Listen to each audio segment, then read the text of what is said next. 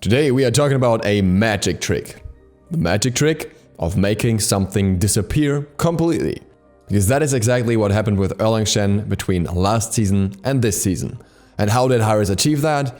Primarily by doing one thing: removing Death Toll from the game. So now you may wonder, why does removing one item completely erase a character? And in order to explain that, you only need to understand one basic interaction. And that is that between Erlang Shen's basic attacks, his dog, and Death Toll. Due to how Death Toll works, Erlang Shen's basic attacks were able to proc it twice, once for his own basic attack and once for his dog. On top of that, Erlang Shen also had an AoE attack swing that would also give him more healing. Not quite as much after the nerf to Death Toll in that regard, but still a decent amount. And that overall gave him a lot of lane sustain, which in combination with his general high lane pressure and his overall capability to have an impact on the game was very, very useful.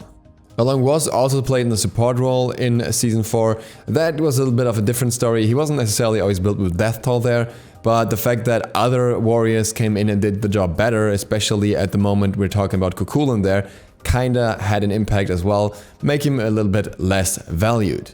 But how much of an impact did that already have? Well, enough for Erlang Shen to be not picked and not banned at all in the SPL so far, having zero presence in the first week. Considering that he was a highly valued god last season, that is a pretty drastic sweep. So Hi-Rez decided to buff him last patch. And the reasoning was as follows. Erlang Shen has struggled to find a solid identity in Season 5. Death Toll was a major sustain source for Erlang Shen, and with its removal he has struggled to compete as a tank, bruiser or damage dealer. We're increasing the power of his base kit so he can better utilize items to create these playstyles. Erlang Shen got a total of 3 different changes that all have an impact in different ways. The first one affects his basic attacks. Basic attack increased progression scaling to match swing time. Instead of having an 0.65, 0.65, 0.65, 1, 0.8 damage scaling, it now matches the swing timer of 3 times 0.75, 1.1 and 0.9. That is interesting, as it kinda takes away something that was unique to Erlang in a way, which was that his damage values were intentionally lower to compensate for the fact that his dog added some extra damage, which means now he will effectively deal extra damage with every single basic attack.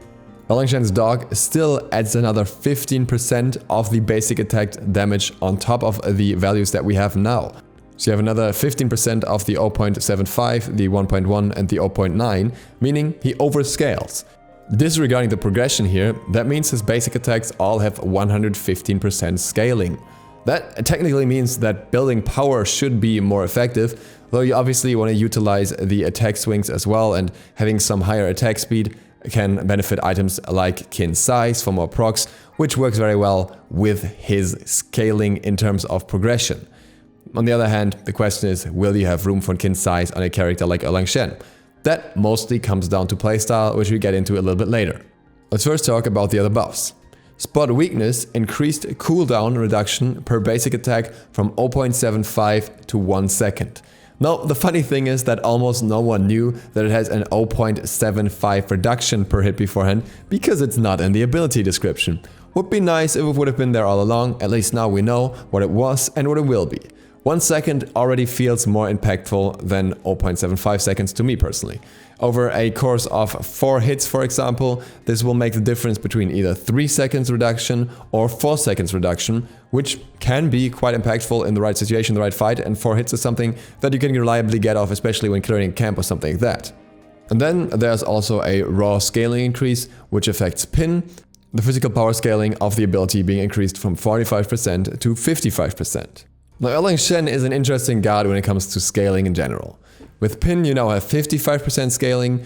On his 72 transformations, you have 40% scaling in the turtle form and 85% scaling in the Ming form. And here we realistically have to say that most of the time you will be using the turtle form to set up or to escape. And the Ming form is something you can primarily use to clear, or when there's high aggression potential and you don't need to lock the enemy down, which is not all that often. Between that, there's not a lot of scaling in terms of raw ability damage, but his 1 actually scales with 15% of your power as well. This is interesting because you can really ramp up the scaling per basic attack between the extra 15% from his dog and the extra 15% that you can also get from spot weakness. Now with spot weakness on the other hand, you also want to have more attack speed, because with more attack speed you'll be able to get more swings off and get more of that extra base damage as well, which is independent of the power scaling. So really, if you want to maximize his damage between all his abilities, then you want a mix of attack speed and power at all times. I've tried around with Ninja Tabe a bit now. I don't think that's the way to go. You just want that early ability damage for clear, for aggression, for anything. But after that, you can definitely see if you can somehow implement some extra power to make that work with the extra attack speed that you're typically building in a more aggressive playstyle. On the other hand, for the defensive playstyle or for the solo builds, this really doesn't change much. None of these changes is drastically impactful. It's a little bit here, a little bit there, so to speak. 10% scaling when you're not milling much power isn't that heavy. The spot weakness buff isn't that crazy, and it's just a little more damage on the basic attacks. It will help us clear, but it will probably not make him a solo monster again, especially because that was more through his sustain, and generally speaking we have a lot of sustaining heavy guards in solo at the moment where he just doesn't fit in. Items like Warrior's Blessing and Gladiator's Shield may not be terrible for him, but others do benefit more from them. An item that he benefits a little bit more from is Stone of Gaia, but that has been nerfed recently, and with a higher price tag that sets him back a little bit more as well. No matter how heavy or weak you consider the buffs, what is somewhat obvious is that they kinda indicate that Erlang should be pushed more into a damage-focused direction, which is rather interesting for a guard that was primarily used in solo lane, as opposed to lowering the CDR on his CC or something. And that makes me wonder if Hi-Rez maybe wants to see him more as a jungler. Now, that is an interesting option and he has been played there. I think at the moment, with assassins dominating the jungle with their high damage potential that Erlang doesn't have to the same degree through abilities, that is not exactly where we'll find him. But there have also been a lot of recent item changes that could or couldn't facilitate that. With an Archival buff with more power steal, actually an excellent item on Erlang Shen, especially in the context of how his 1 works too. We had a Silver Branch buff, I would say, of Waze, where it increases his attack speed heavily, allowing him to go into more other items instead, if that's your preferred playstyle. Between those two you can get ridiculous amounts of attack speed very quickly, a little bit of power, and then focus on other items. You can also go into Crusher very well on him in a jungling position, as he does work well with the extra power, the little bit of base damage through the passive, the attack speed and the pendants, just everything is on that item. Asi was also buffed. If you want to go into that, also an option. So a lot of things that could actually work in his favor when it comes to itemization. But then on the other hand, you have Midgardian Mail being heavily buffed, so that it will always slow, and it slows your movement speed and your attack speed by a quite drastic degree. And Erlang Shen is one of the guards that gets hit hardest by this, because Midgardian Mail stacks within 3 basic attacks. And Erlang Shen's 3 basic attacks have super short swing times. As such, he will be affected super quickly.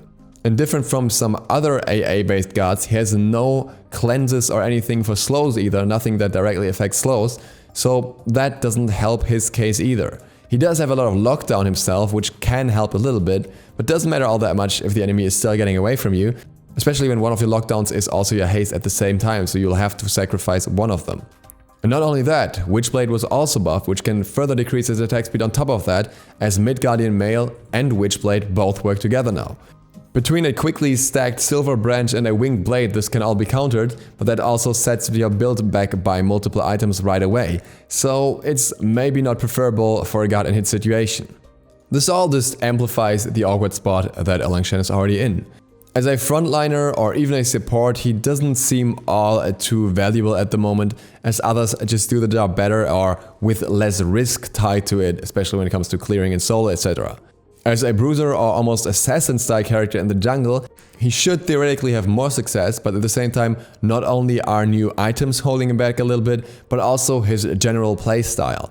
Other AA-based characters, primarily assassins of that sort, do not have to sacrifice their escapes for an attack speed steroid or as a tool to CC the enemy and have that open, Between his 2 and 1, Erlang just doesn't feel quite as devastating as, say, a Bakasura or even a Kali, even though I would say that Kali is also in a very bad place right now.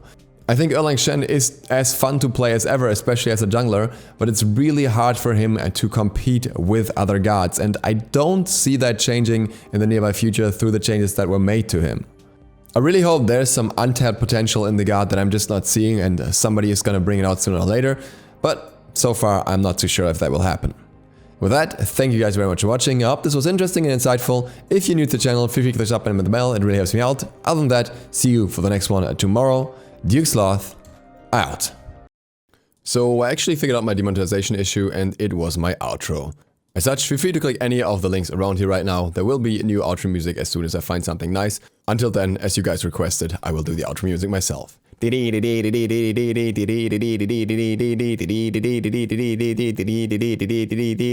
You're welcome.